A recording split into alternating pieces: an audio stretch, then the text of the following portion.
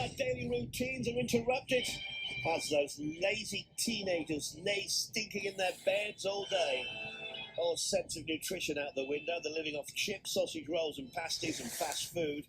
Not to mention, 1 or 2 weeks in, you've been looking forward to the break for months, and then 1 or 2 weeks in, you get it, don't you? Dad, I'm bored. How can we keep them all happy, healthy and entertained over the summer? Leonora Langley is the author of the book, Let the Souls of Our Children Sing. What a great title. And she's got some much needed advice for us. She joins us now. Hello, good morning. Let me get your name right. It's Leonora. It is, Wayne. Good morning. It's lovely to connect with you. I like that word. It's very nice. We sound like robots, Leonora. It's very nice to connect with you too on this hot Wednesday morning, isn't it? Yeah, I'm far from robotic in my views, I think. So here we are then. That 6-week holiday starts next week. From your experience, what are the biggest problems that parents face over the summer break?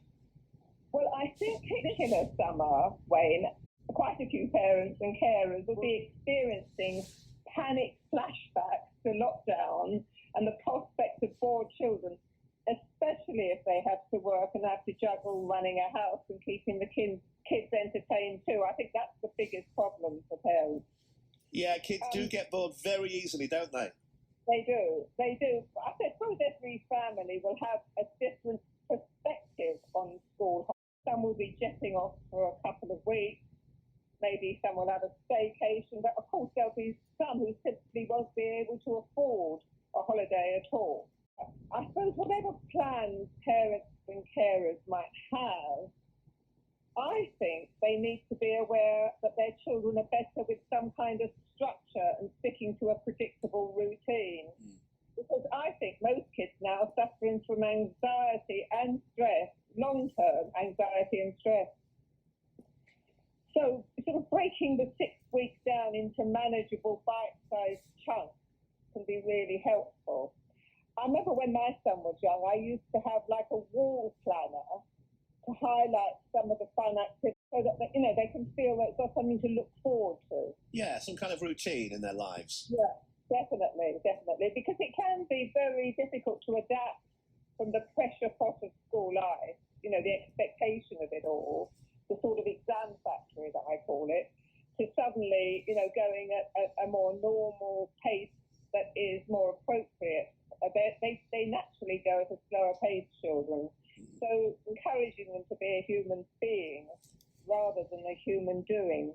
So instead of letting them just chill out, wake up when they want, eat what they want, let their hair down, it's really important that they do have some structure to their day. I do think so. For younger children, creating a wall chart that they can accomplish can be really inspiring. If parents can choose 2 or 3 positive behaviours that they'd like to encourage and try to ignore some of the negative ones, then I think children will feel it's a really lovely time. It can be very, very special. It can. What's sad is, and you touched on it earlier, that the whole class system does come into it a little bit, because you'll have some families jetting off to tropical climes and others who can't afford to. And when my kids were younger and going to school, me and my partner still had to work when they were off for the summer holiday. We'd take a few days off here and there. But we used to do basically what you're saying. We would have a structure. So we would say, right, this weekend we're going away to Cleethorpes in a caravan. This weekend we're going away camping. So they both knew, they both had things to look forward to throughout those 6 weeks.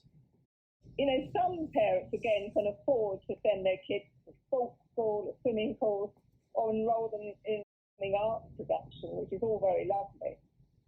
Otherwise, if they can't afford to do that, you can have the odd day out to the beach, maybe a water park, a boat trip, garden centre, or visiting a farm, something like that.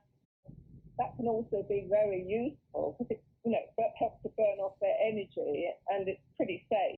You can create things like an obstacle course, a pop-up play channel, that sort of thing, providing a painting easel or whiteboard.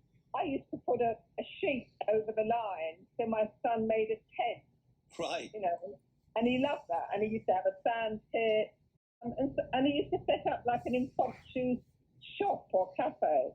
And that was sometimes really be stimulating and provide endless hours of fun for him. That's brilliant. But in 2022, children have changed so much with social media and gaming.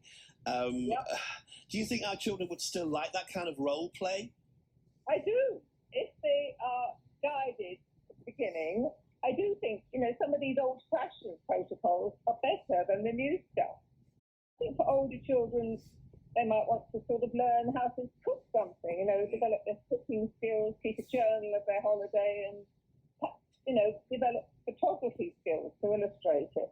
But I suppose above all, Wayne, I think we need to be looking at their emotional life, because I think the last 2 years have been so traumatic and unsettling for everyone that we need to be really sensitive to their mental health issues.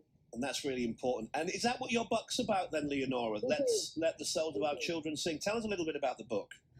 Okay, so when I was a young girl, I had a real strong desire to write a book like this because I felt that children weren't always being given a voice.